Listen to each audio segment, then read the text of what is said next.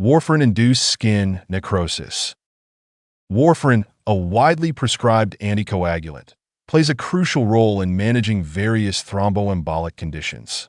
However, healthcare professionals must be aware of a rare but serious side effect known as warfarin-induced skin necrosis, WISN.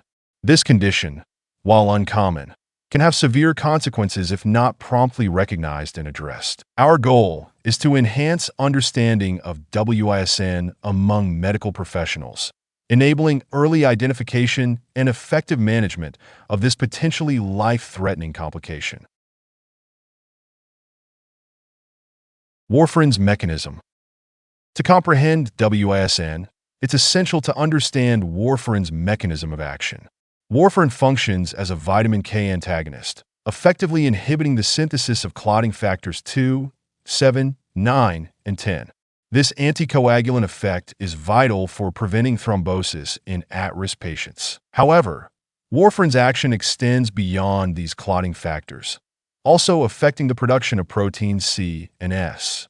These proteins serve as natural anticoagulants in the body's complex coagulation cascade, and their inhibition plays a crucial role in the development of WISN. WISN Pathophysiology. The pathophysiology of WISN is rooted in a paradoxical hypercoagulable state that can occur during the initial phase of warfarin therapy.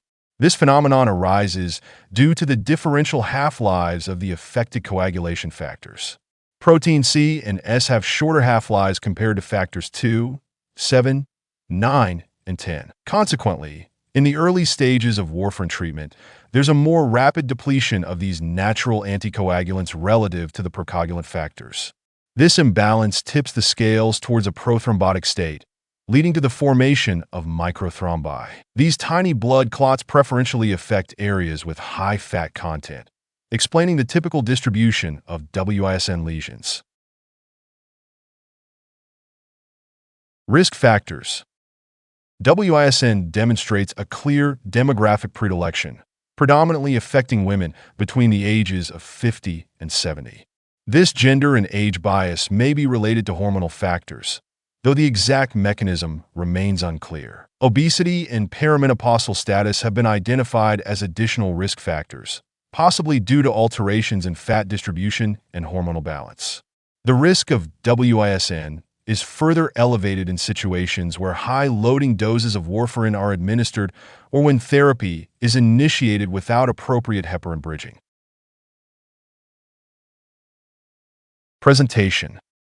Clinically, WISN presents with a characteristic progression of skin changes. Initially, patients may experience painful purpura, small, purple discolorations of the skin.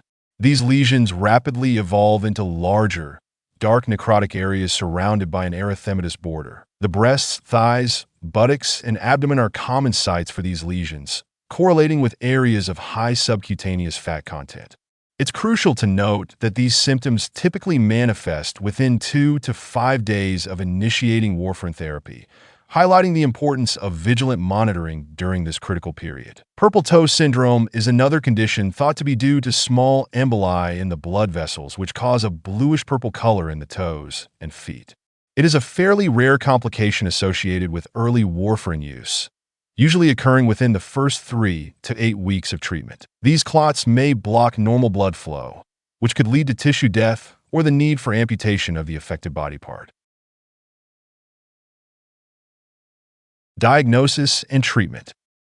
Diagnosing WISN relies heavily on clinical acumen, with the patient's presentation and medical history serving as key diagnostic tools. While a skin biopsy can provide definitive confirmation by revealing microthrombi within dermal and subcutaneous vessels without significant inflammation, treatment should not be delayed pending biopsy results if WISN is strongly suspected.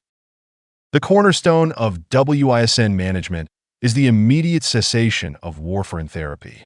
This must be coupled with the administration of alternative anticoagulation, typically in the form of heparin, to manage the patient's underlying thrombotic risk. Vitamin K is administered to counteract warfarin's effects and restore the body's natural anticoagulant proteins.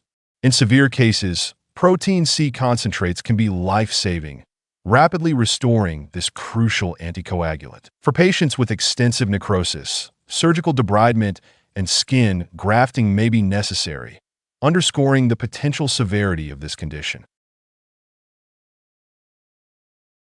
Conclusion: Warfarin-induced skin necrosis represents a rare but serious complication of a commonly prescribed medication.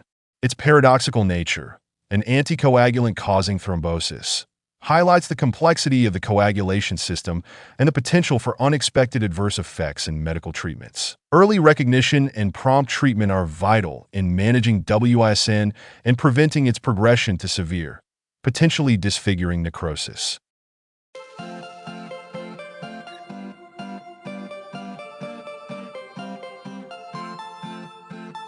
Thank you for watching. Please subscribe to our channel by clicking the subscription button. If you have any questions, feel free to leave a comment below in the comments section.